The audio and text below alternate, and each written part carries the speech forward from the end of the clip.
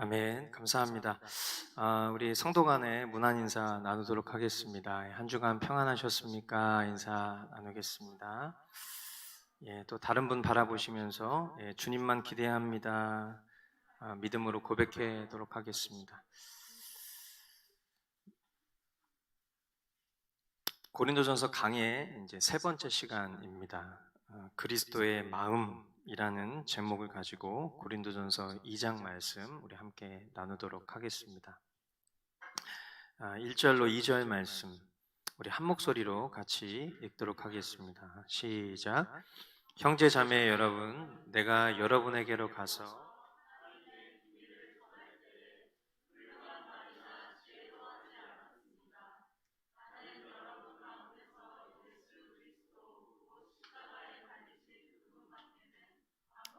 알지 않기로 작정하였습니다. 아멘. 복음을 믿으십니까? 예, 여러분 복음을 믿으신다면 저와 여러분들에게 있어서 복음은 더 이상 비밀이 되지 않습니다. 오히려 복음은 우리에게는 아주 실질적인 것으로 다가올 것이고, 그리고 그 복음이 결국 우리의 삶을 매우 급진적으로 변화시키는 능력이 됩니다. 아멘이시죠? 예, 그 복음의 능력을 저와 여러분들이 매일매일 경험하며 살아가실 수 있게 되기를 주님의 이름으로 축원드립니다. 그렇기 때문에 복음 그 자체가 능력이 있기 때문에요. 어떤 화려한 언변과 또 지식이 부족하여도 누구나 다 복음을 전할 수 있고요. 그리고 어린 아이가, 우리 민준이 같은 아이가 들어도 그거 다 이해될 수 있는 복음임을 믿으시기 바라요. 사도 바울은요, 얼마든지 그가 가지고 있는 지식, 그리고 그가 가지고 있는 배경, 그런 것들을 통해서 얼마든지 지식 있다 여기는 사람들과 변증하고 논쟁할 수 있는 그런 능력을 가지고 있는 자였어요. 그렇지만 바울은 오늘 성경에 고백한 대로 그 자신의 말과 지혜로 하지 않고 예수 그리스도의 십자가만 전하겠다라고 작정합니다. 복음의 효력은 예수 그리스도께서 죄인들을 위해 십자가에 죽으셨다는 그 사실만으로 죄인들을 구원하는 능력이 된다는 것을 바울이 깨달았기 때문이에요. 3절로 4절, 5절 말씀에 보면 내가 여러분과 함께 있을 때에 나는 약하였으며 두려워하였으며 무척 떨었습니다. 나의 말과 나의 설교는 지혜에서 나온 그럴듯한 말로 한 것이 아니라 성령의 능력이 나타낸 증거로 한 것입니다. 그것은 여러분의 믿음이 사람의 지혜에 바탕을 두지 않고 하나님의 능력에 바탕을 두게 하려는 것이었습니다.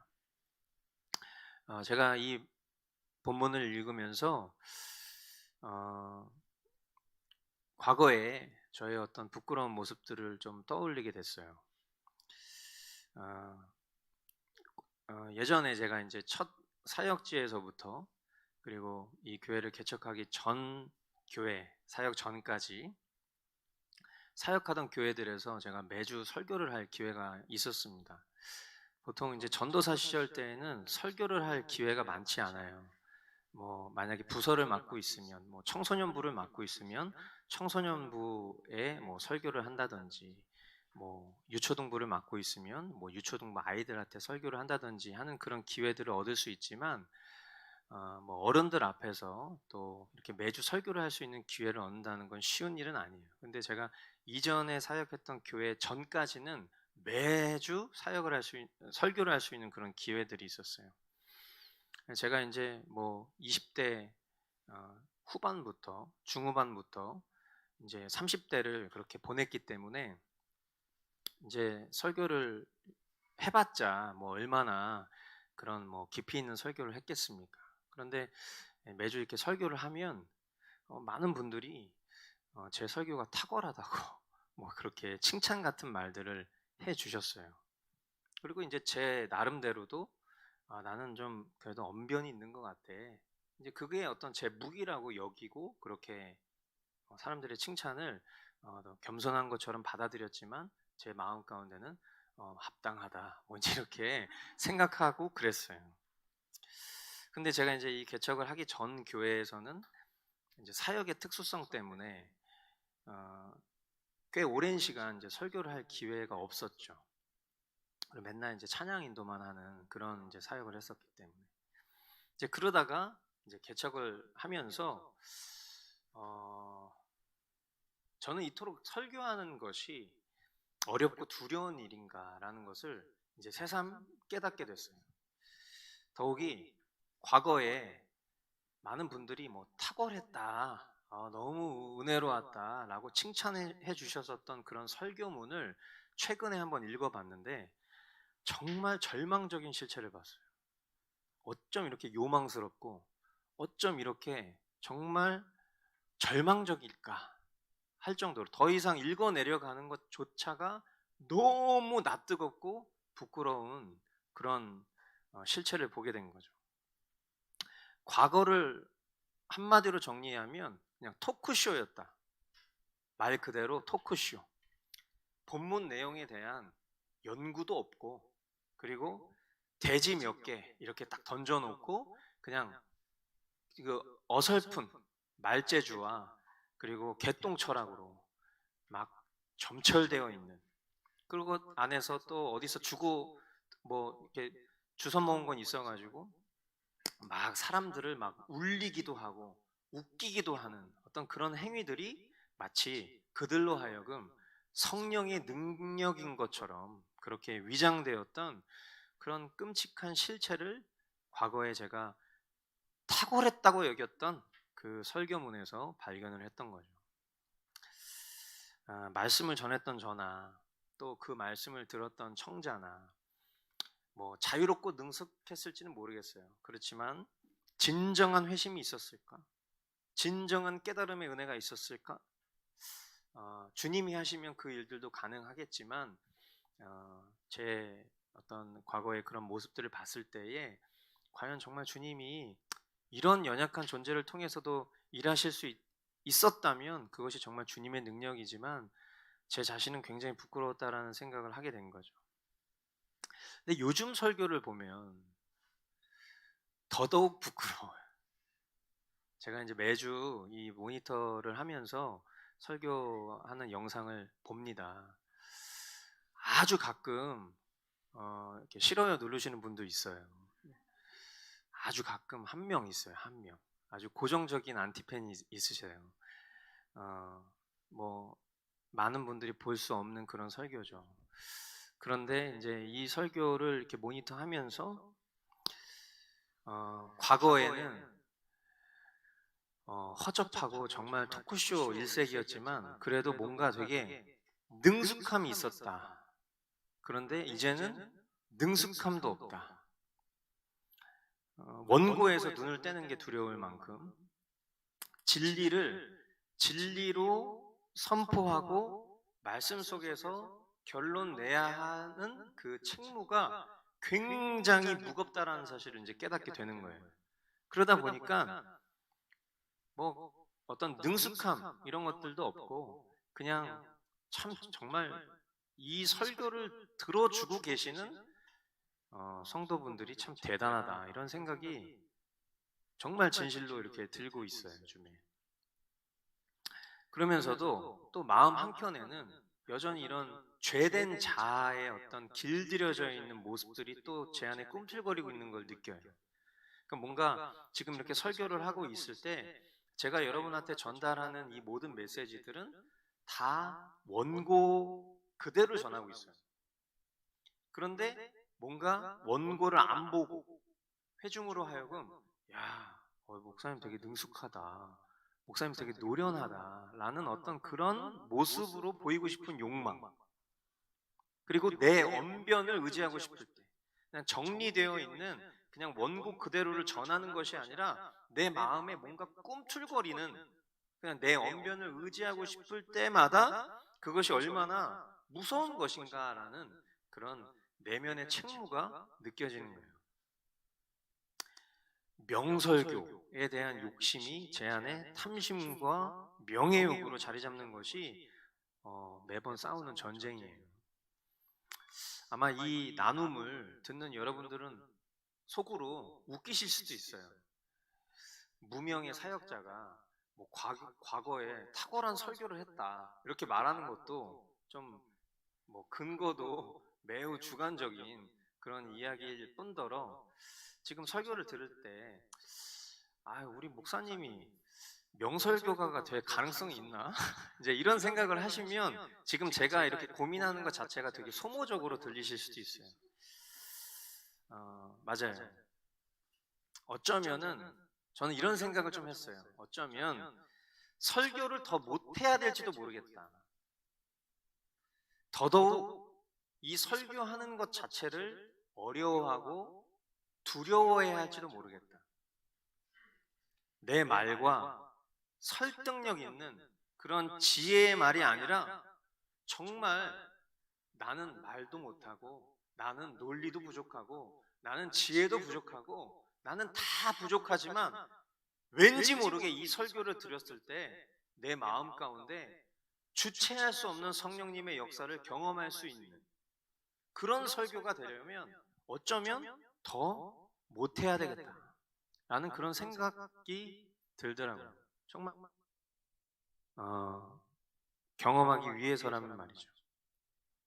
그러다 보니까 오늘 이 바울의 고백들이 한편으로는 더욱 소망이 되는 거예요. 전하는 통로는 복음만 명확하게 전하면 되는 것입니다. 아멘이세요? 심령을 바꾸는 과정, 그리고 심령을 바꾸는 결과는 성령님이 하시는 거예요. 성령님만 더욱 의존하면 되는 것이기 때문이에요.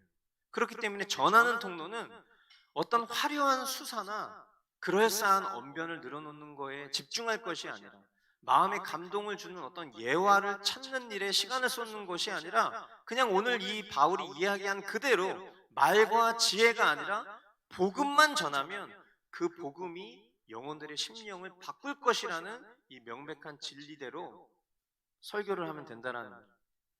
그렇기 때문에 잘하려 하기보다는 바르게 하는 것이 중요하고 명설교가가 되려 하기보다는 신실한 통로가 되는 것이 중요하다라는 그런 생각을 하게 됐어요. 그래서 어떻게 보면 우리 이 공동체에는 이 연약한 저를 통해서 여러분들이 은혜의 방편인 설교를 들으시는데 그런 의미에서 여러분들이 저를 위해서 많이 기도해 주셨으면 좋겠어요. 그래서 제가 바르게 복음을 전할 수 있도록, 그리고 시간이 지나면서 어떤 이런 마음들이 퇴색되고 마음에 어떤 인간적인 욕망과 어떤 그런 꿈틀거리는 것에 지배받지 않고 정말 복음을 복음대로 전할 수 있는, 죽을 때까지 노파가 될 때까지 복음만 전할 수 있는 그런 설교가로 설 수 있도록 주님, 여러분들 같이 기도해 주시기를 부탁드립니다. 아멘. 네, 6절로 7절 말씀이에요. 그러나 우리는 성숙한 사람들 가운데서는 지혜를 말합니다. 그런데 이 지혜는 이 세상의 지혜나 멸망하여 버릴 자들인 이 세상 통치자들의 지혜가 아닙니다. 우리는 비밀로 감추어져 있는 하나님의 지혜를 말합니다. 그것은 하나님께서 우리를 영광스럽게 하시려고 영세전에 미리 정하신 지혜입니다. 아멘. 우리가 지난주에 확인한 것처럼 하나님께 속하지 않은 사람들은 복음을 어리석은 소리로 듣는다고 했습니다. 그렇죠? 그러나 하나님한테 속한 사람들은 복음이 능력의 말씀이자 동시에 지혜가 된다라고 했어요. 기억나시죠? 그렇기 때문에 복음은 들어도 또 듣고 싶은 복음이어야 해요. 들으면 들을수록 우리 자신의 미련함을 깨닫게 되어야 해요. 주님만 더욱 의지하고 싶어지는 지혜의 말씀이 되어야 하는 것입니다. 그리고 그것이 바로 영원한 생명, 영세전에 미리 정하신 하나님의 지혜라는 거예요. 택하신 자들을 구원하기 위해서 하나님이 작정하신 방법이 바로 복음인 것이고요. 그리고 그 복음에 반응하는 사람들이 구원받은 사람이다라는 거예요. 놀랍지 않으십니까? 뭔가 그럴싸하게 각자의 어떤 그런 기호대로, 각자의 지식의 형편대로 뭔가 그들의 니즈에 맞게 복음을 능숙하게 전하는 것이, 그래서 그들을 설득시키고 그들의 지혜의 동의를 이끌어내는 것이 복음의 능력이라고 생각할 수 있겠지만, 우리 인간 편에서는 그러나 그렇지 않다라는 거예요. 하나님께서 택하신 자들은 어린아이가 전하는 복음에도 반응할 수 있다. 한 번도 학교를 다녀본 적이 없는 아주 늙은 할머니의 전달을 통해서도 복음의 효력이 있을 수 있다. 자, 그렇다면 이 자리에 있는 어린아이들도 이 설교를 듣고 반응할 수 있을까요, 없을까요? 여러분, 있다고 정말 믿으세요? 우리가 기독교 어떤 교육의 역사를 보면 미국 학교의 역사랑 같이 명맥을 함께해요. 우리가 지금 이제 공교육으로 어떤 일반적인 교육을 이루고 있는데, 이 공교육이라는 것 자체가 보편화된 것은 100년도 되지 않습니다. 그전에는 다 사교육이었어요. 그리고 이 공교육의 전신이었던 모델이 뭐냐면 바로 주일학교예요. 주일학교가 뭐냐면 교회에 주일날 어린이들이 모이는 게 주일학교가 아니라 교회의 학교가 주일학교였던 거예요. 그래서 신앙이 가지고 있는 부모들이 이 신앙 안에서 아이들을 교육하기 위해서 그룹으로 가르쳤던 것이 공교육의 전신 모델이었어요. 그런데 이제 인본주의가 들어오고 세속주의가 들어오면서 이 존 듀이라는 사람, 죄송해요, 제가 갑자기 막, 이건 원고에 없는 얘기인데 제가 이제 배웠던 얘기를 하는 거예요. 이 존 듀이라는, 어떻게 보면 이 교육의 어떤 현대 교육의 아버지 같은 분이죠. 근데 이 사람이 무신론자고요, 인본주의자예요. 근데 이 사람이 이 가치를 변형시켜서 어떤 세속적인 학교, 모든 아이들을 평준화시킬 수 있는 그런 학교의 가치를 넣어놓은 거예요. 그렇게 시작한 것이 공교육의 시작이고요, 그것이 100년도 되지 않은 역사예요. 근데 이제 어떻게 보면 지금은 우리가 대안학교 그리고 사교육하면 오히려 또 이제 이것이 뒤틀리게 보이는, 또 왜곡되게 보이는, 그리고 뭔가 우리 아이를 이 공교육의 프레임에서 벗어나서 이 아이를 하나님의 교육으로 가르치려고 하면 그것은 되게 극단적이고 비현실적인 것으로 받아들여지는 세상을 우리가 살고 있으니까, 오히려 스탠다드에 썼던 교육으로 회귀하는 이 과정을 뭔가 이상한 눈으로 바라보는 그런 시대가 펼쳐진 거예요. 제가 왜 이런 얘기를 하냐면, 처음 교회 학교는 모두가 함께 교육을 받는 곳이었어요. 우리가 성경에 보면 예수님이 산상수훈을 하시는데 어린애들이 막 오는 거야. 막 지금 또 막 이렇게 돌아다니고 막 이렇게 막 떠들고 막 하잖아요. 근데 저렇게 있는, 저 정도면 점잖은 애야, 저는. 저렇게 막 말씀을 전하고 있는데 막 오는 거야, 저한테. 그럼 어떻게 해요? 주변에 있는 어른들 어떻게 해요? 기본적인 반응은 야, 이리 와, 이렇게 한다고. 근데 그때 예수님이 그 얘기를 하시는 거예요. 내게로 오는 그 아이를 막지 말라. 그럼 무슨 말이냐면, 이 형태를 봤을 때 원래 교육이라는 것은, 그리고 원래 교회라는 것은 통합이었어요. 모두가 함께. 어린아이면 어린아이에 맞춰서 교육을 해야 된다고 생각하잖아요, 우리는. 그래서 그 아이에게 얘는 지금 복음 못 알아들으니까 얘는 놀이가 필요해. 그래서 막 색칠하는 거 가르쳐주고, 그리고 뭔가 뭐 보여주고, 그리고 이 아이 수준에 맞는 것들을 뭔가 적용시켜줘야 이 아이는 이 아이 수준에서 이해할 수 있다라는 생각이 우리에게 상식으로 받아들여졌다. 그런데 우리가 성경을 보면 그런 장면은 없어요. 왜냐하면 복음은 남녀노소 모두가 들어도 충분히 이해할 수 있는 복음이기 때문에. 십자가 복음이 뭡니까? 예수님이 나의 죄를 대신 십자가에서 사해 주셨다. 그래서 그것을 믿는 사람은 누구나 다 영원한 생명, 천국에 갈 수 있다.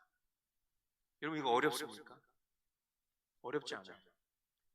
그리고 이것을 안다 하여도 그것을 믿지 못하는 게 우리의 존재이기 때문에 매주 이것을 들어도, 매일 이것을 들어도 우리의 심령은 그 복음에 반응하게 돼 있다. 하나님이 택하신 사람이라면 이 복음이 매주 들려지고 매주 그것을 들었을 때 그것에 반응될 수 있다. 그러나 하나님께 속하지 않은 사람들은 이 복음을 들었을 때 어떻게 여긴다고요? 뭐라고 그러는가? 이런 미련한 소리로 반응할 것이다. 그러나 하나님께 속한 사람이라면 이 복음을 들었을 때 그것이 믿어지고, 그리고 그 속에 계신 성령께서 그 믿음을 따라서 그리스도의 장성한 분량에 이르기까지 자라가게 하시는 것이다. 이게 기독교예요. 그렇기 때문에 아이의 눈높이에 맞춰서 교육을 한다는 그런 인본주의적인 관점이 중요한 것이 아니라 복음을 들을 수 있도록, 이 아이가 정말 하나님께 택한 사람이라면 어린 아이라도 이 복음에 반응할 것을 우리가 신뢰하고, 어린 아이니까 인지 능력이 떨어질 수 있죠. 그러나 영혼이 있잖아요. 영혼이, 복음의 씨앗이 그 영혼에 심겨졌을 때 그 어린아이가 인지 능력이 떨어지고 표현할 수 없기 때문에 그 복음 씨앗이 온전히 이 안에서 자라고 있는지를 우리는 확인할 수 없어요. 그러나 시간이 필요해요. 그 아이 심령 가운데 복음을 열매로 맺게 하실 주님을 신뢰함으로 이 아이에게 계속 복음을 듣게 해주는 게 중요하다는 거예요. 아이뿐만이 아니라 저와 여러분 모두가 그러해야 된다는 거예요. 택하신 자들을 구원하시기 위해 작정하신 하나님 방법이 바로 이 방법이기 때문에 그냥 다른 그 어떤 거 다 차치하고 복음을 듣는 거예요. 그리고 그 복음에 반응하는 사람이 구원받은 사람이라는 것을 우리는 확인할 수 있다라는 거예요. 아멘이십니까? 자, 8절로 9절. 이 세상 통치자들 가운데는 이 지혜를 아는 사람이 하나도 없습니다. 그들이 알았더라면 영광의 주님을 십자가에 못 박지 않았을 것입니다. 그러나 성경에 기록한 바 눈으로 보지 못하고 귀로 듣지 못한 것들, 사람의 마음에 떠오르지 않는 것들을 하나님께서는 자기를 사랑하는 사람들에게 마련해 주셨다 한 것과 같습니다. 아멘. 자, 이 말씀을 보면 우리는 이런 결론을 내릴 수 있어요. 이 세상에는 두 부류의 사람들이 있는 셈이다. 하나는 하나님께서 택하신 사람들, 곧 하나님을 경외하고 들려진 복음을 생명으로 받아서 죄를 회개하며 예수 그리스도를 구원의 주님으로 삶의 주인으로 믿는 사람들이 있고, 다른 하나는 하나님께서 버려두신 자들, 곧 하나님을 알려하지 않고 이 세상의 헛된 것들을 사랑하며 돈과 육신의 쾌락, 온갖 자랑에 빠져 지내는 영 죽을 이들이 있다. 이렇게 두 부류가 있는 거예요, 이 세상에. 그러므로 우리가 늘 강조하는 말씀과 기도의 삶은 깨달을 때까지, 생명이 될 때까지, 안다 했지만 그것이 나에게 더욱 지혜가 되기까지 우리가 하나님 앞에 전심을 쏟아야 할 겸손의 모습인 것입니다. 매일매일 말씀 앞에 서서 나의 죄성을 깨닫고 회개하며 성령님과 동행하는 복, 구원의 복을 누리는 저와 여러분 되실 수 있기를 주님의 이름으로 축원드립니다. 10절로 11절. 하나님께서는 성령을 통하여 이런 일들을 우리에게 계시해 주셨습니다. 성령은 모든 것을 살피시니 곧 하나님의 깊은 경륜까지도 살피십니다. 사람 속에 있는 그 사람의 영이 아니고서야 누가 그 사람의 생각을 알 수 있겠습니까? 이와 같이 하나님의 영이 아니고서는 아무도 하나님의 생각을 깨닫지 못합니다. 우리 이 말씀을 통해서 다시 한번 깨닫습니다. 인간의 행위적 열심과 노력이 아무리 있다 하여도 그 사람 속에 성령님이 계시지 않으면 결코 구원에 이를 수 없다는 것 말이에요. 그러나 우리 안에 구원의 증표가 되어 주시는 성령님이 계시면 우리는 구원에 이르는 수준을 뛰어넘어서 하나님 아버지의 마음을 알 수 있게 된다라는 것입니다. 아멘. 성령님, 우리 안에 계신 성령님은 단순히 하나님의 기운이나 능력이 아니에요. 인격적인 존재이십니다. 삼위일체 되신 하나님 자신이기 때문에 그렇습니다. 그렇기 때문에 저와 여러분들이 매일 말씀과 기도를 통해서 하나님과 인격적인 교통을 나누고 한 성령 안에서 하나 된 지체들과 그 고백을 나누는 일이야말로 하나님께서 가장 기뻐하시는 교회의 모습인 것을 확신해요. 그리고 그것이야말로 참된 교제인 것이고요, 참된 경건인 것이고요, 참된 하나됨입니다. 우리 모두 더욱 주님 안에서 말씀과 기도를 통해 교제하고 하나 되기를 간구하기를 바랍니다. 아멘. 그리고 그 일에 우리의 열심을 내실 수 있게 되기를 소망해요. 세상은 이기적인 사람들로 가득 차 있어요. 그렇기 때문에 교회도 이기적인 공동체가 되려고 해요. 그러나 우리가 말씀 앞에 서면 그 우리의 이기심들을 뒤로 하고 하나님 말씀에 순종하여서 더욱 하나 되는, 희생하여 섬기는 그런 공동체가 되기를 우리 마음 가운데 갈망하는 마음이 생긴단 말이에요. 여러분, 교회는 다니는 곳이 아니에요. 그냥 주일날 여기 오는 그런 곳이 교회가 아니라, 평소에 우리가 더욱 만나기를 힘쓰는 것이 필요한데, 우리가 지금 살아가는 이 시대적인 형상을 통해서는 우리가 더 만나기가 쉽지 않은 그런 시대를 살고 있어요. 그렇기 때문에 우리가 지금 이 시대의 커뮤니케이션 방식, SNS가 될 수도 있겠죠.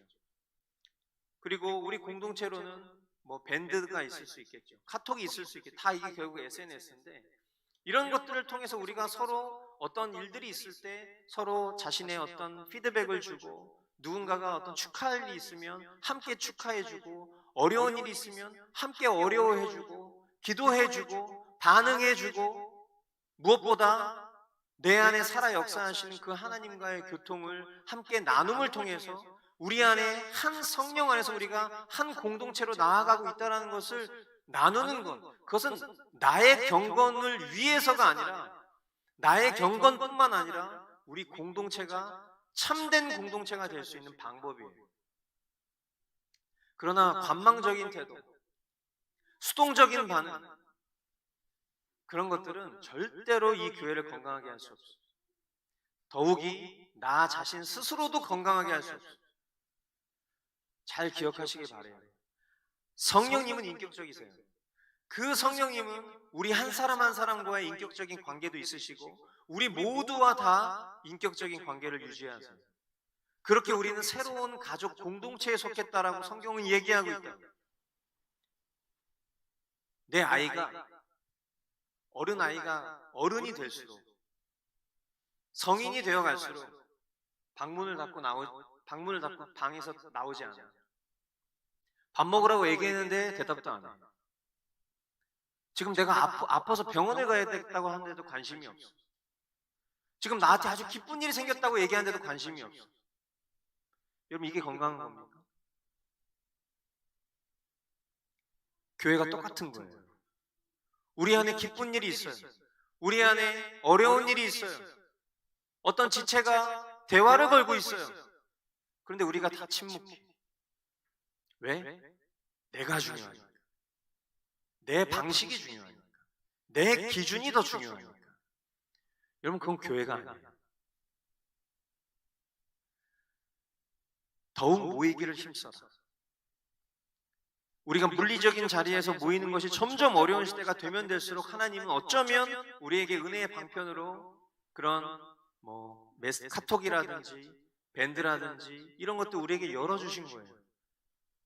물리적인 거리가 멀어져도 우리 안에 계신 한 성령으로 더욱 누릴 수 있는 창구를 열어주신 거예요.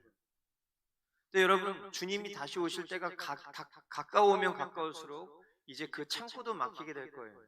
아주 외로워질 거예요. 주님과 독대하는 것 외에는 아무런 소망이 없는 그런 시대가 올 거예요.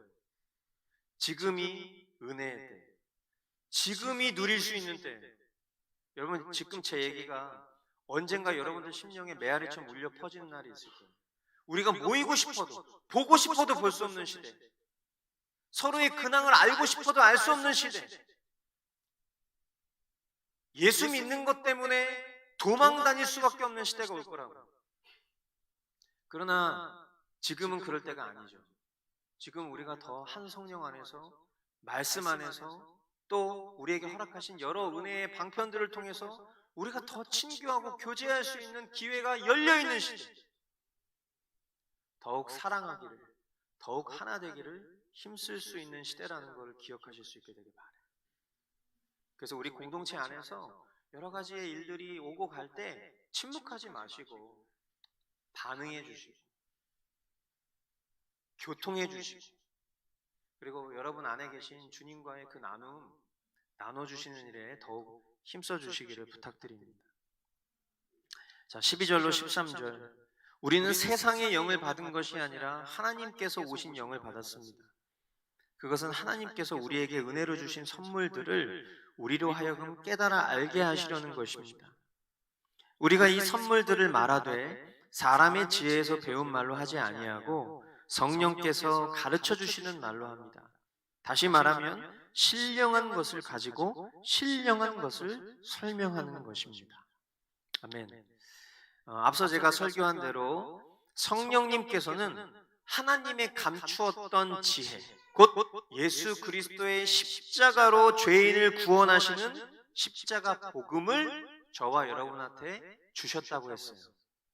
그리고 그것이, 그 십자가 복음이 사람의 지혜로부터 배운 말이 아니라 성령님께서, 왜냐하면 세상의 사람들은 그것을 미련한 것으로 여긴다고 하니까 세상적 지혜가 아니죠. 사람의 지혜가 아니죠. 그러나 하나님의 지혜는 그 십자가 복음을 들었을 때 그것을 나의 생명의 기쁜 소식으로 여기니까, 이것은 세상 사람의 지혜의 말로 배운 것이 아니라 성령님께서 가르쳐 주시고 깨닫게 하신 것이다 라고 다시 한번 우리에게 말씀하고 있어요.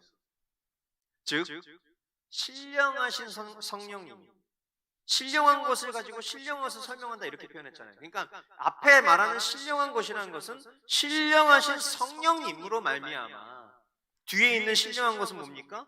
신령한 하나님의 크고 은밀한 비밀, 즉 십자가 복음을 말하고 깨닫게 하신다는 거예요. 아멘. 그러니까 우리가 하는 것은 아무것도 없는 거죠. 주님이 하시는 거고, 그렇기 때문에 주님 외에는 기대할 것이 없다. 그러니까 이런 말씀들을 우리가 만나면 더 겸손해지는 거죠. 14절. 그러나 자연에 속한 사람은 하나님의 영에 속한 일들을 받아들이지 아니합니다. 그런 사람에게는 이런 영들이 어리석은 일이며 이런 일들을 이해할 수 없습니다. 이런 일들은 영적으로만 분별되기 때문입니다 라고 해요. 자, 앞부분부터 계속 반복해서 말씀하고 있는 거죠. 지금 반복은 뭐예요? 강조죠. 강조. 반복 강조하여 말씀하시는 내용이 뭡니까? 여기 보면 자연에 속한 사람 이렇게 했죠. 이 원어가 푸시키코스라는 단어예요. 그런데 이 푸시키코스라는 단어는 무슨 말이냐면, 한마디로 얘기하면 영에 속한 사람과 반대되는 것, 즉 육에 속한 사람이라는 의미예요.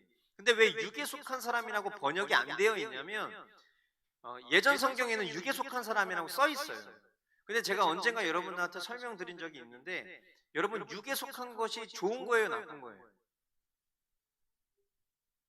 육에 속한 거 좋은 거예요, 나쁜 거예요? 육이 좋은 거예요, 나쁜 거예요? 여러분 앞에 서서 한번 보세요. 지금 막 다 마스크 쓰고 계신데 대답도 안 하잖아요. 그러면 되게 무서워. 지금 단체로 저를 혼내는 것 같은 그런 느낌이 막 들거든요. 육에 속한 거는 좋고 나쁜 게 아니죠. 그쵸? 우리의 몸을 하나님이 기뻐하시는 거룩한 산 제사로 드려라라고 했을 때 거기서 말하는 우리의 몸이 이거잖아요. 그러니까 우리의 몸을 선용하면 이것도 하나님이 기뻐하시는 거룩한 산 제물이 될 수 있는 거기 때문에 육에 속했다라고 얘기하면 이것을 부정적으로 우리가 치부하면 안 돼요. 그래서 이 원어의 단어를 그대로 써서 자연에 속한 사람 이렇게 쓴 거예요. 이해가 되시죠? 하지만 우리가 이해하기 편하게 만약에 이것을 번역을 하자면 육에 속한 사람, 딱 그럼 벌써 영에 속하지 않은 사람이구나, 이 인식을 준다는 거죠. 그래서 그렇게 그냥 번역을 했지만 참된 번역은 원어대로 번역을 해야 되니까 이 새 번역에서는 자연에 속한, 이렇게 표현한 거죠. 그러니까 우리가 자연인으로 돌아간다라고 했을 때 그것은 이제 이 내추럴, 이 어떤 자연 세계로 돌아간다는 개념이 아니라고 그랬잖아요. 그렇죠? 하나님께 속하지 않은 영이요. 자연인이란, 우리가 교리 공부할 때 도르트 신조할 때 배웠었죠. 그러니까 그런 개념이에요. 그러니까 영에 속한 것에 반대되는 의미라는 거죠. 자, 이 자연에 속한 사람은 어떤 존재냐? 이것을 5가지로 분류를 해서 정리를 했어요.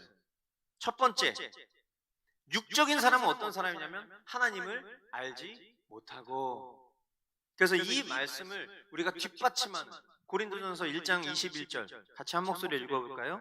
시작. 이 세상은 그 지혜로 하나님을 알지 못하였습니다.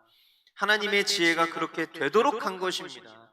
하나님께서는 어리석게 들리는 설교를 통하여 믿는 사람들을 구원하시기를 기뻐하신 것입니다. 아멘. 여러분 스스로 한번 이 말씀에 비춰보세요.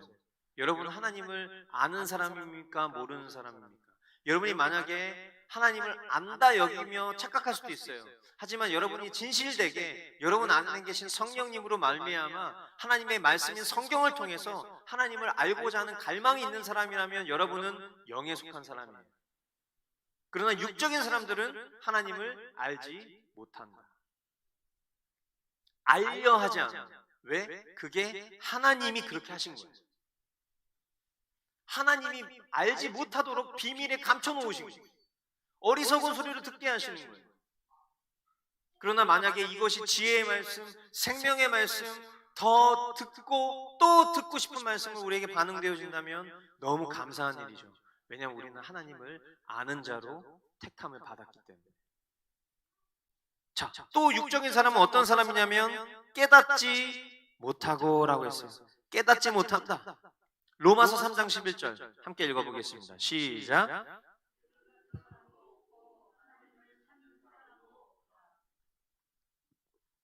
깨닫는 사람도 없고 하나님을 찾는 사람도 없다. 육에 속한 사람은 깨닫지 못한다. 성경이 베스트셀러여도 그 성경을 읽고 그것을 구원에 이르는 지혜로 받아들이는 사람은 적어요. 깨닫지를 못하기 때문에. 깨달으면 어떻게 되죠? 깨달으면 회개합니다. 근데 깨닫지를 못하기 때문에 돌이키지 않는 거예요. 그러니까 하나님을 찾을 일도 없죠. 자, 또 육에 속한 사람은 어떤 사람입니까?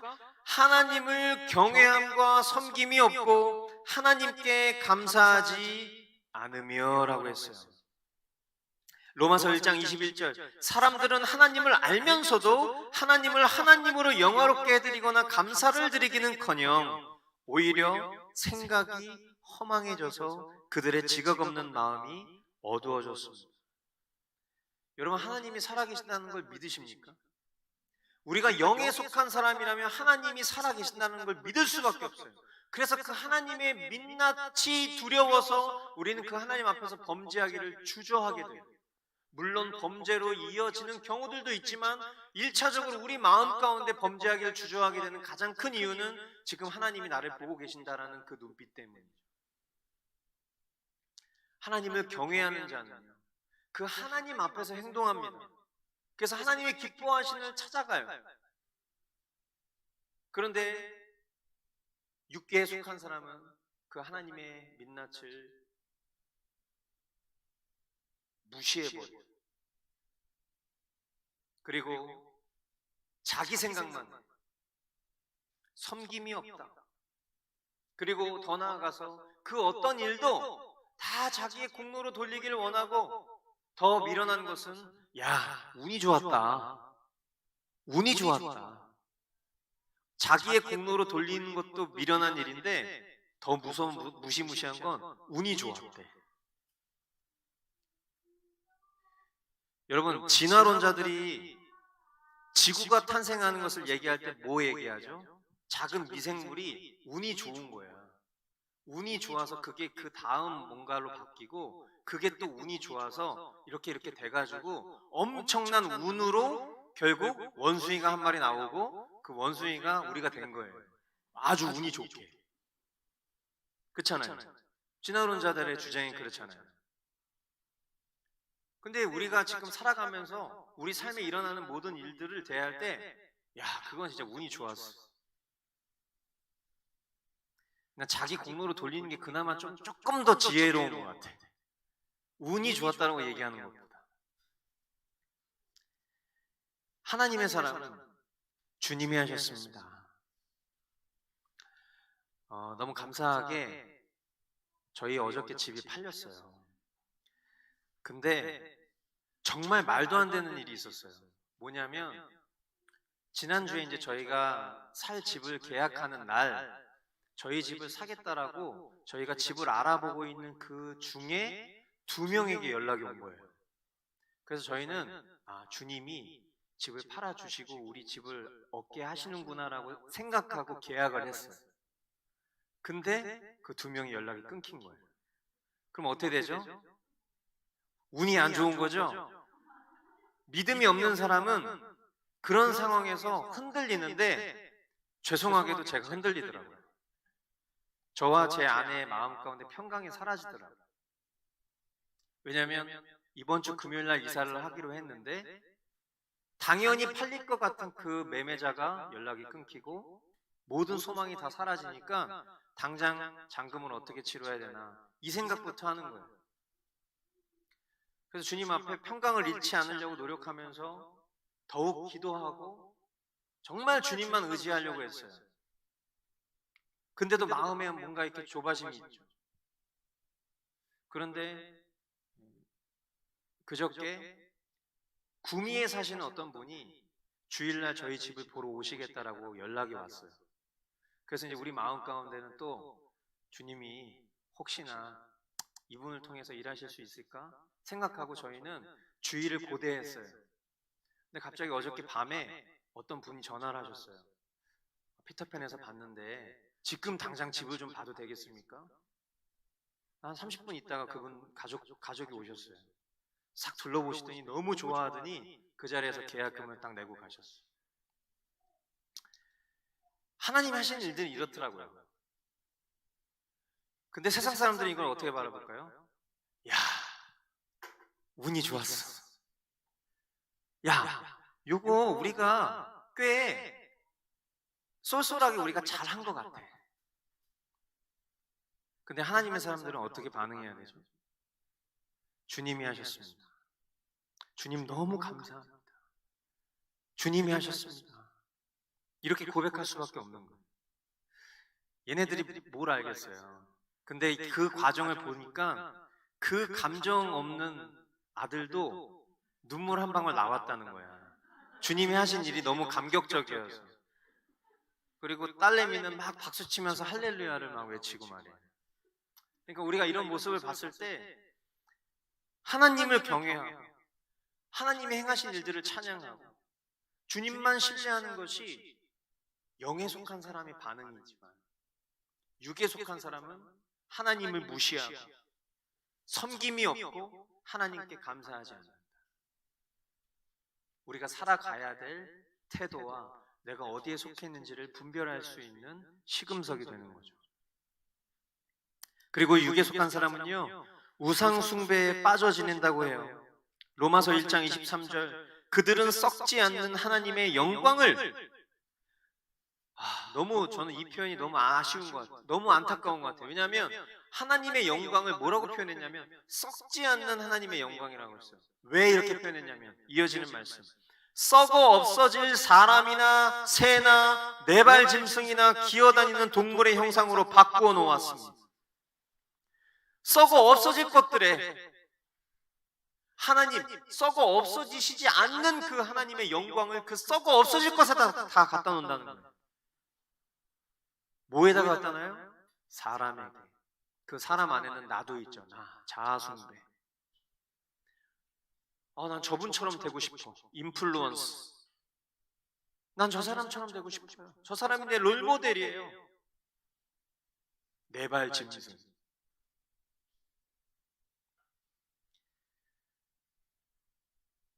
인간이 얼마나 허망한 존재인지 깨달으실 수 있게 되길 바래요. 우리가 얼마나 연약한 죄 가운데 속아 지내고 있는지, 영에 속한 사람인데 왜 우리는 자꾸 육적인 사람처럼 되고 싶어 하는지, 자연인처럼 되고 싶어 하는지. 마지막, 육에 속한 사람은요, 하나님의 뜻에 순종하지 않고 육신의 정욕을 따라 온갖 죄와 부도덕에 빠져 있는 사람, 이 사람이 육에 속한 사람이에요.